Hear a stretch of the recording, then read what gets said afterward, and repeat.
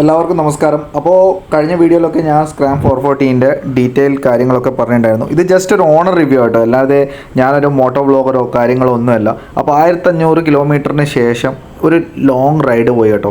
അതെന്ന് വെച്ച് കഴിഞ്ഞാൽ വേറെ തന്നെ ഒരു ഫീൽ അനുഭവമായിരുന്നു. ഇപ്പോൾ റോഡൊക്കെ കണ്ടു കഴിഞ്ഞാൽ നിങ്ങൾക്ക് മനസ്സിലാവും കാഴ്ച എത്രത്തോളം സുന്ദരമാണെന്നുള്ളത്.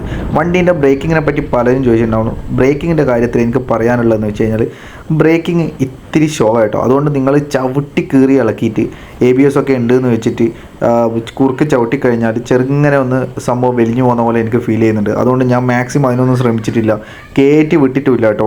വണ്ടി അത്യാവശ്യം എന്ന് വെച്ച് കഴിഞ്ഞാൽ ഒരു നമ്മൾ കേരളത്തിലെ റോഡ് കഴിഞ്ഞതിന് ശേഷം നല്ല ഹൈവേ കയറി കഴിഞ്ഞാലും ഞാനൊരു 80-90 അതിലേക്കേ ഞാൻ പിടിച്ചിട്ടുള്ളൂ. അതിൻ്റെ മേലേക്കൊന്നും ഞാൻ കയറ്റാൻ നിന്നിട്ടില്ല.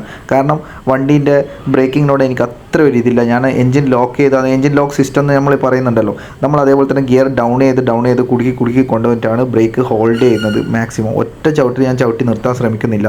അങ്ങനെ ചെയ്യുമ്പോൾ നിങ്ങൾക്ക് പറ്റുന്നൊരു മിസ്റ്റേക്ക് എന്താണെന്ന് വെച്ച് കഴിഞ്ഞാൽ ഏറ്റവും വലിയൊരു ഡേഞ്ചറിലേക്കാണ് നിങ്ങൾ പോകുന്നത്. കാരണം നമ്മുടെ ടയർ ലോക്കാകുന്ന ഒരു പ്രശ്നം വരും. സ്ലിപ്പർ ക്ലച്ച് ഇല്ല എന്നുള്ള കാര്യം നിങ്ങൾ ഓർമ്മിക്കണം കേട്ടോ.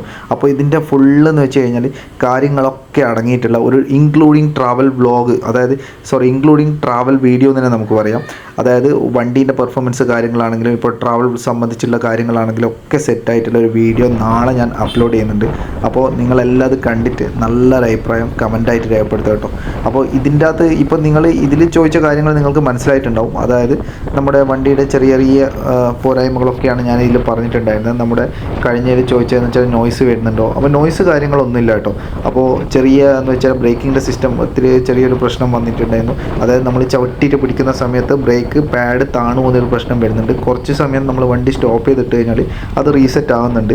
അത് ഇതിൽ ഞാൻ കൂടുതലായിട്ട് ബ്രേക്കിംഗ് യൂസ് ചെയ്തില്ല കേട്ടോ. ഞാൻ മാക്സിമം എന്ന് വെച്ചാൽ ഗിയറിൽ തന്നെയാണ് ലോക്ക് ചെയ്ത് കൊണ്ടുപോയിട്ട് തന്നെയാണ് ബ്രേക്ക് ചവിട്ടുന്നത്. മൊത്തം ചവിട്ടി പിടിച്ചിട്ട് കൊണ്ടുപോയിട്ടില്ല. അപ്പോൾ അങ്ങനെ ലാസ്റ്റ് ടൈം അങ്ങനെ ചെയ്ത ചുരമൊക്കെ ഇറങ്ങുന്ന സമയത്ത് എന്ന് വെച്ച് കഴിഞ്ഞാൽ ചെറിയൊരു ഇഷ്യൂ ആയത് കാരണം ഞാൻ സർവീസ് സെൻറ്ററിൽ തന്നെ വണ്ടി കയറ്റുക ചെയ്തത്.